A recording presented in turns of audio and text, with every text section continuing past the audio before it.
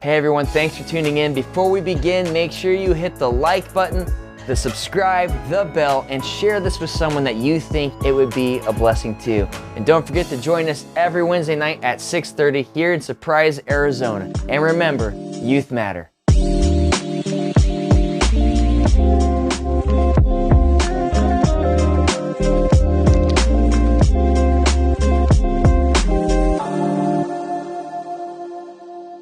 Let me show you a little bit of what this looks like. Hold on. Let me show you. See, there's a feast, whether you like it or not. There's a feast. So here's some sin over here. It looks entertaining. It looks like something I want to partake in.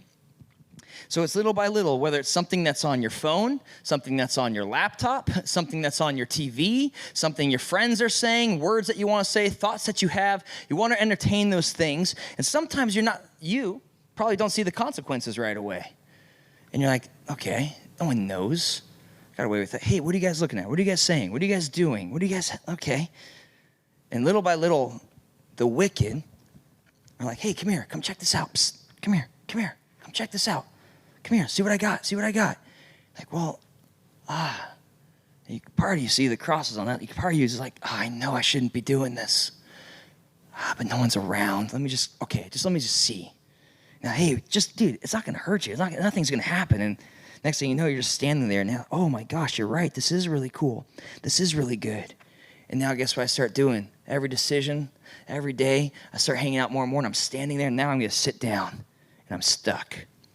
Because it just looks so great. Adam and Eve did the same thing. When Eve saw the apple, it appealed to her. It appealed to her eyes. She's like, that looks good. Man, I want a piece of that. And she took a bite, and then she passed it off. That's how sin starts.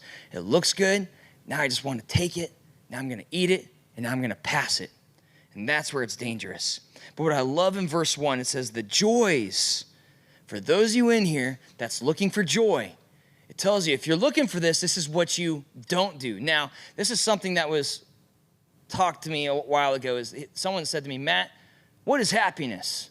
I was like, oh, man, I want to be happy. Yeah, that sounds great. What are things that make you happy, Matt? Oh, man, money would make me happy. Money would be great. But you know what really makes me happy? And some of you in here know what I'm going to say. It's a hot cup of coffee. I love coffee. You give me a hot cup of coffee, I'm good to go. I'm good. Coffee, my wife, I love getting married. That was fun, right? So he goes, okay, Matt, I got something for you.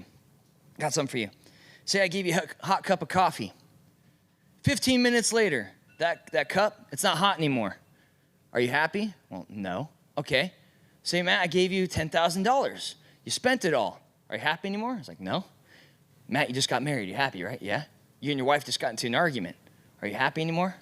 No. I said, Matt, so see, the same things that make you happy are the same things that can make you sad. So where's the hope and the joy in that? So he's like, so Matt, what brings you joy? And I was like, well, what's the difference? He said, oh, Matt, joy is something that lasts forever. Nothing will change that. Nothing can take that from you. So then I started to try to think really deep. So I had my deep face on. I was like, oh, it was hurting my brain. And I said, well, my family, my kids. He said, Matt, your family could leave. What if something happened to your kids? What if your wife passes away? Again, that's not where you put your joy in. It's temporary. So then I had no answer for him because I realized, oh my goodness, everything in this world is temporary. Nothing in this world can bring me joy because it goes away. So the only joy I can have is putting my faith in Jesus Christ. This is the thing that will never go away. My hope and joy in the Lord will never go away. The fact that he sent his son to die for me, that he loves me, that there's a place he's preparing for me, that I can hold on to that when I'm in those dark moments. I can hold on to that. And for you in here that are looking for that, it says, if you want this is what you don't do. So don't follow this advice. The advice of those that don't know Christ, stop following it. It will lead you down this path to where this is attractive and it's taking me away from what I'm really searching for. But it's so hard because it's right in front of me and I see it. He says, don't do these things. He says this, delight in the law of the Lord. You know what that is? That's why I told you to bring the church. It says have this and meditate on this day and night. That means have this mold and shape my life.